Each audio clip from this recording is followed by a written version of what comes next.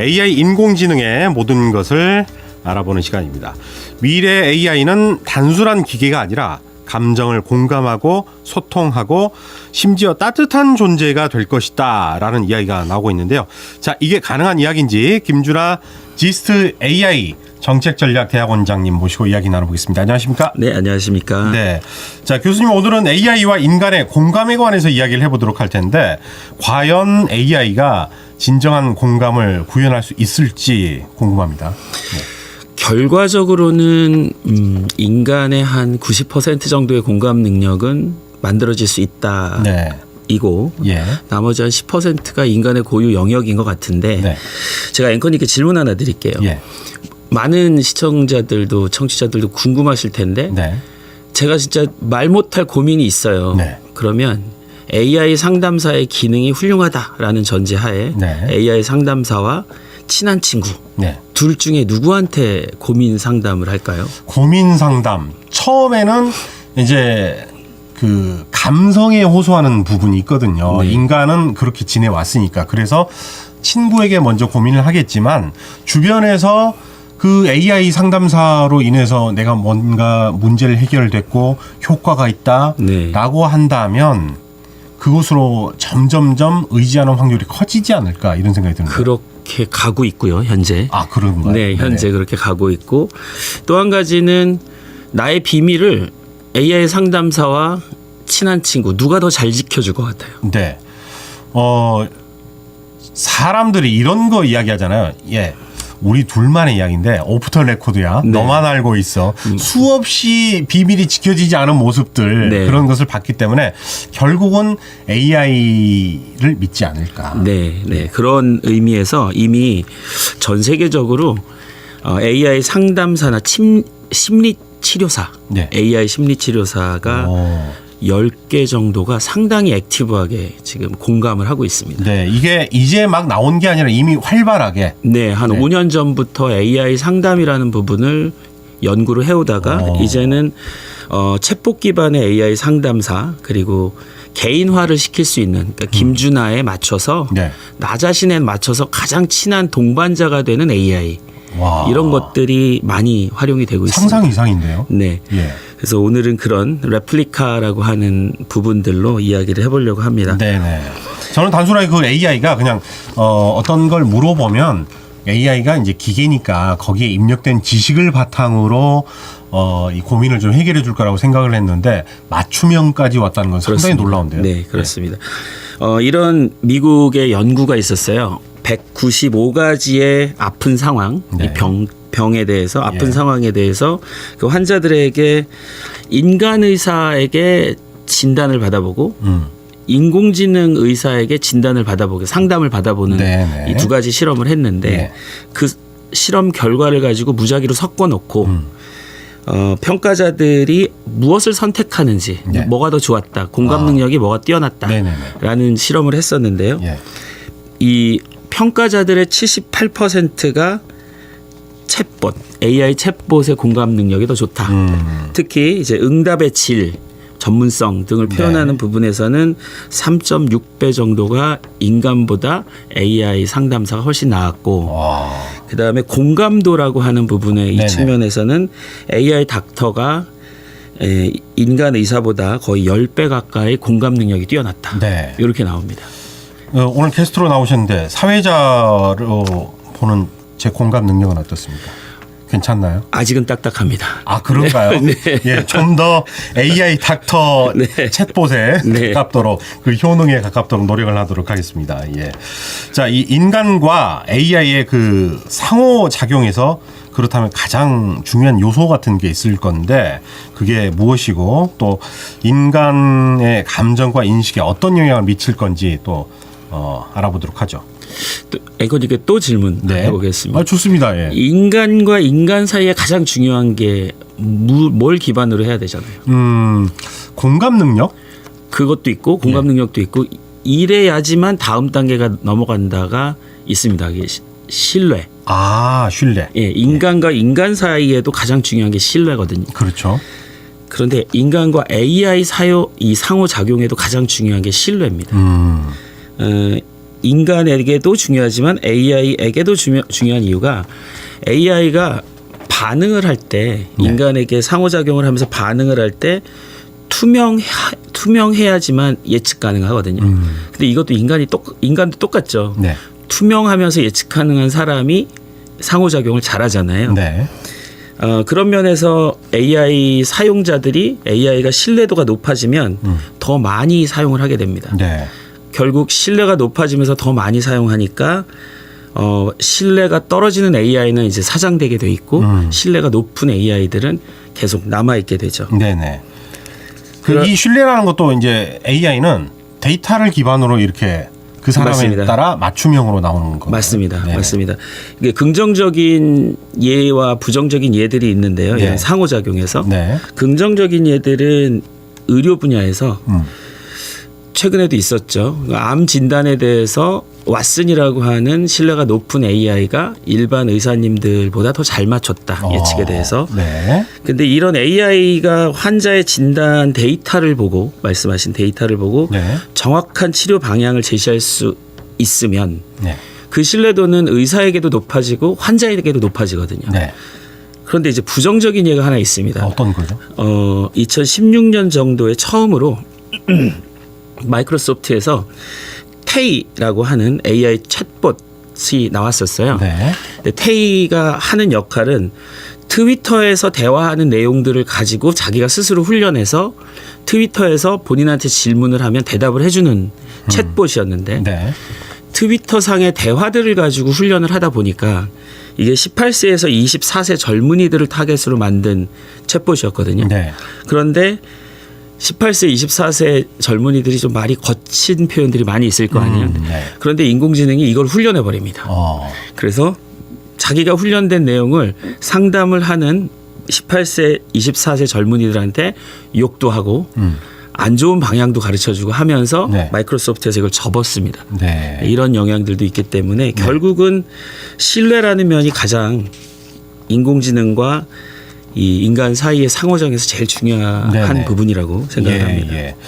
근데 이제 조금 전에 말씀하신 거 들어보니까 AI가 아직은 그 도덕적인 부분 이것을 걸러내는 능력은 좀 떨어지지 않느냐. 아직은 멀었죠. 예, 아직은 예. 멀었고 하지만 이걸 개인적으로 선호하는 분들이 있어요. 네. 뭐냐면 고립되거나 소외된 계층들. 노인분들이 특히 어제 저희가 노인 문제를 다뤘는데 네. 그분들은 어떻게 보면 대화에 맞습니다. 능력이 되고 요즘에 텔레비전 프로그램을 보면은 또 그런 장면들이 약간 풍자 비슷하게 나오기도 하잖아요. 네, 맞습니다. 예.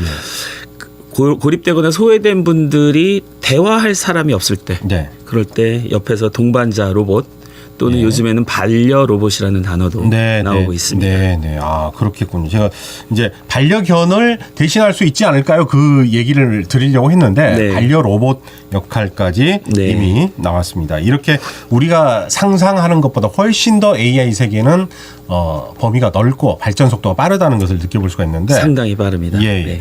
자, AI가 자율적으로 행동하고 판단할 수 있는 능력을 가지게 된다면 그 책임은 누구에게 있을까요? 이게 이제 영화 아이로봇이라고 하는 네네. 예전 영화의 주제인데 그렇죠. 자율성과 책임에 대한 문제거든요. 네네.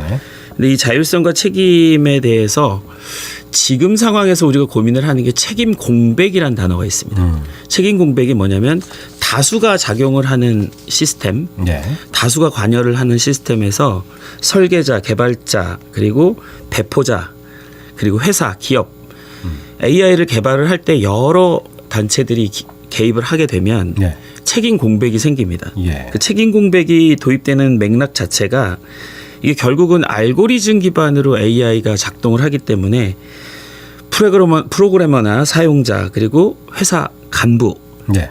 이런 부분들의 도덕적 책임을 부여해야 되는데 네. 인공지능한테는 도덕적 책임을 부여할 수가 없어요. 네네. 그렇기 때문에 결국은 책임을 분산시키려고 하는 일들이 벌어졌었는데요. 네. 대표적으로 2018년도 한 5년 전이죠. 5년 전에 미국 아리조나 템파 지역에서 우버 잘 아시죠? 우버 차량이 옆에 개발자, 보조 운전자로 타고 있던 사람이 자율주행을 하고 있는 우버 차가 자전거로 무단 횡단을 하는 한 중학생을 쳤어요. 네. 이때 벌어진 사건이 이제 누구의 책임이 가장 크냐. 무단횡단을 한 이 학생도 문제지만 네. 개발했을 때 이 개발자 설계를 잘못했다라고 하는 설계 결함, 그리고 옆에서 보조운전자라고 있었던 사람의 주의 부족, 네. 그리고 보행자의 예상치 못한 행동들, 이런 것들이 대부분 다 서로 얽혀가지고 책임 공백이 생긴 거예요. 아. 그래서 그때부터 미국뿐만이 아니고 유럽을 중심으로 이 책임 소재를 명확하기 위한 법적 윤리적 틀을 만들고 있는데 네. 그게 올해 1월에 이제 입법화가 됐고요. 유럽 연합에서는 AI 윤리법이라고 하는 게 시작이 됐습니다. 네. 그래서 기술을 처음 개발할 때 반드시 공개를 해야 되는 내용과 법적 윤리적 책임을 어떻게 져야 된다는 내용들을 만들어내고 있습니다. 네네. 자, 그 영화의 어떤 소재로 봤음직한 이런 질문을 드려보도록 하겠습니다. AI와 인간 사이에 정말 진정한 우정이 가능할까? 조금 전에 처음에 저한테 질문을 줬듯이 어떤 비밀 문제, 고민 상담 이런 걸 했을 때 진짜로 친한 친구처럼 우정이 가능할까? 네. 이게 궁금한데요. 어떻게 생각하세요? 가능할까요? 저는 인간이 AI에게 어떻게 의존하고 아까도 말씀하셨듯이 신뢰감을 어느 정도 주느냐에 따라서 이게 이제 가능할 수도 있다. 네. 저는 그렇게 생각합니다. 저도 가능할 수 있다라고 생각을 하는데요. 실제 실험이 있었습니다. 네. 이제 레플리카라고 하는 앱이자 인공지능 앱 같은 건데요. 네.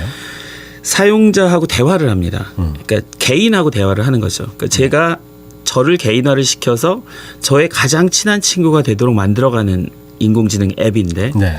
사용자의 성향, 선호 다 파악을 하고요. 그리고 대화를 할 때 좋아하는 것들에 관련된 이야기, 그리고 슬플 때 그 슬픔을 어떻게 표현을 해서 누그러뜨릴 수 있는지에 대한 표현들도 연구를 하고 인공지능이 학습을 하게 됩니다. 네. 그러면서 위로를 받는 그 앱이 레플리카라고 하는 인공지능 앱인데요. 네. 결국은 정서적 지지를 제공도 합니다. 네. 나는 네 편이야 이렇게. 그래서 이 부분에 해당하는 연구가 한 3년 정도 진행이 됐는데 네. 한 20명 정도의 레플리카 사용자를 추출을 해서 그들에게 우정에 대해서 서로 물어봤습니다. 네. 근데 대부분의 사용자가 우정이 싹트고 있다라고 얘기를 하지만 네. 한편으로는 인간과 인간 사이의 우정은 자발적이고 상호적인 관계인데 네. 레플리카하고 나하고의 우정은 어느 정도 인공적이고 그리고 내 필요에 맞춰서 대답을 해주는 친구다. 그러니까 조언을 해달라 그랬을 때 쓴소리는 안 하는 그런 현상들이 나타나는 거죠. 네. 그래서 그 정도까지의 우정 관계는 현재 성립이 되고 있다. 우정이 전혀 안 되지는 않지만 네. 정말 인간 대 인간으로서 느끼는 우정하고 똑같은 우정은 불가능하죠. 아니다. 이렇게 네, 그거는 예상을 해볼 불가능하죠. 수가 있을 것 같습니다. 네, 네. 자, AI가 의식이나 영혼을 갖는 게 가능할까? 가능하다면 그 결과는 무엇일까? 이런 것도 많은 분들이 궁금증을 가질 것 같습니다. 네. 그 혹시 2012년도에 네. 인류 멸망 보고서라고 하는 이 옴니버스식 구성의 한국 영화가 있었어요. 예. 12년 전이죠. 예. 근데 거기에 방금 질문하신 거에 대답이 그쪽에 있는 것 같은데 네. 2012년도에 인류 멸망 보고서에 인명 스님 이야기가 있습니다. 네. 스님 이름이 인명 스님인데요. 네. AI 스님입니다. 오. 네, 스님이. 그래서 내용을 잠깐 소개해드리면 예. 나 5분에서 10분 사이의 내용으로 구성이 돼 있는데 네.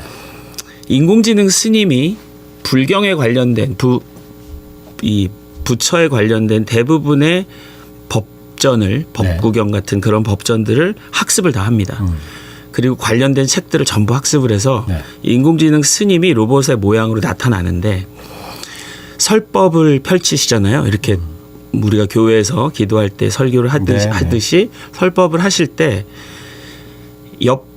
옆 사찰에 있었던 스님보다 워낙 설법 능력이 뛰어나니까 네. 인간들이 서서히 인공지능 스님, 인명 스님의 이야기를 들으러 옮겨오는 이야기입니다. 네네. 그러다가 마지막에는 대부분의 불자들이 인명 스님을 더 선호하니까 네. 인간 스님들이 질투를 하기 시작합니다. 그 영화 내용입니다. 네. 질투를 하기 시작해서 어떻게든 저걸 막아야 돼라고 할 때 임명 스님이 스스로 본인의 배터리를 빼버립니다. 그러면서 열반을 하십니다. 네. 네. 인공지능 스님 이야기에서 나오는 이 이야기가 머지않아 이루어진다면 결과적으로는 거기까지 가겠지만 지금은 인공의식이라는 부분과 기계 감각, 기계 감성이라는 부분은 아직은 어색한 단어거든요. 네. 인공의식은 인간 또는 동물이 자기 주변을 가만히 있어도 의식할 수 있는 거 있잖아요. 그냥 인간으로서는 쎄하네. 그리고 인간으로서 또 눈치껏 하네. 이런 일들이 인공의식인데 네. 그런 의식을 가질 수 있는 단계는 아니죠. 지금은. 네. 그리고 아직은 먼 이야기라고 본다면 AI가 사람처럼 이 독립적인 의식을 갖지 않으면서 경험하는 능력도 없기 때문에 학습을 시키지 않으면 더 이상 경험이 안 되기 때문에 과학적으로는 현실화되기 어려운 그런 일입니다. 그리고 만약에 AI가 인간과 유사한 의식을 갖게 된다면 그때는 AI에게도 법적 권리나 책임을 줘야 하는가라는 새로운 윤리적 질문이 대두되게 됩니다. 그래서 불가능하지 않다면 결국 AI 윤리라고 하는 부분을 지금부터 준비를 해서 임명스님 같은 이런 이 영화 같은 스토리가 나오지는 않겠지만 인공지능 스님이 나오는 단계 전 단계까지는 인간이 모든 윤리적 법적 문제들을 세팅을 다 해놔야 된다라고 생각을 합니다. 그래서 결국 영혼과 의식은 인간의 영역이지 인간 이상의 영역은 아니라고 생각을 합니다. 제가 AI 개발자라면 타당한 의견인지 평가를 해 주십시오. 네. 이 능력이 하나 빠진 것 같습니다. 실패하면서 그 소중함을 얻어가는 것, 그것은 AI가 인간한테 줄 수가 없는 것 같아요. 예를 들면 우리가 컴퓨터를 배우는 것도 뭐 워드 프로세스를 배운다. 그러면 하나하나 막 잘 안 되네. 처음에는 이제 속도가 더디다가 익숙해지면서 확 빨라지면서 이게 이제 완전히 자기 것이 되잖아요. 근데 AI는 무언가를 가르쳐주고 고민 상담해주고 그럴 때는 그냥 자기가 갖고 있는 것을 한꺼번에 쉽게 준다 이거죠. 그래서 그런 소중함이라든가 속도라든가 설레임은 AI가 인간에게 줄 수가 없으니까 제가 개발자라면 그것까지 계산해서 개발을 할 것 같습니다. 여러 가지 이제 요즘은 인공지능을 개발하는 개발자들 사이에 가장 많이 화두가 되는 게 어디서부터 어디까지가 인간의 영역이고 어디서부터 어디까지가 인공지능의 영역인가를 스스로 개발자들이 판단을 하는데 예를 들면 이런 겁니다. 인간의 실수와 컴퓨터의 오류. 그러니까 실수와 오류를 구분하는 단계. 그러니까 컴퓨터는 인공지능은 오류, 영어로 에러라 그러죠. 에러. 오류가 나면 멈춥니다. 인공지능은. 그런데 사람은 실수를 해도 안 멈춰요. 인간이기 때문에. 그런데 그 실수가 그동안은 우리 어르신들이나 학교에서 가르칠 때 에러처럼 대해진 거예요. 실수를 왜 실수했어라고 물어봐야 되는데 하지마. 이게 컴퓨터와 똑같은 형태의 이 액션이거든요. 하지마. 이렇게 접근을 하면 인간의 실수 영역이 가장 창의적인 영역이 될 수도 있거든요. 그래서 실수를 3번, 4번 반복을 하다 보면 결국은 실수를 안 하면서 더 좋은 방향으로 가게 되어 있는 게 인간인데 제가 말씀드리고자 하는 게 그겁니다. 그래서 앞으로 인공지능을 개발할 때도 이 에러 자체가 났을 때 멈추게 하는 기능이 어찌 보면 가장 안전한데 말씀하신 아까 질문하셨던 자율적 AI가 나올 때 과연 그 에러를 멈출 것인가. 그게 영화 아이로봇에 나오는 고정되지 않은 생각들과 스스로 판단할 수 있는 인공지능이 나올 때의 이야기로 귀결이 됩니다. 주말에 장마니까요. 오늘 언급된 한국 영화나 AI 로봇 같은 것을 다시 한번 아이로봇 보시면 또 AI 이해하는 데 도움이 되지 않을까 싶습니다. 자, 그리고 오늘 여러 가지 말씀도 정말 많이 도움이 됐습니다. 지금까지 김준하 지스트 AI 정책전략대학원장 모시고 이야기 나눠봤습니다. 고맙습니다. 네, 감사합니다. 언제 어디서나 내 손 안의 뉴스. 광주 MBC 뉴스 유튜브 구독으로 함께하세요.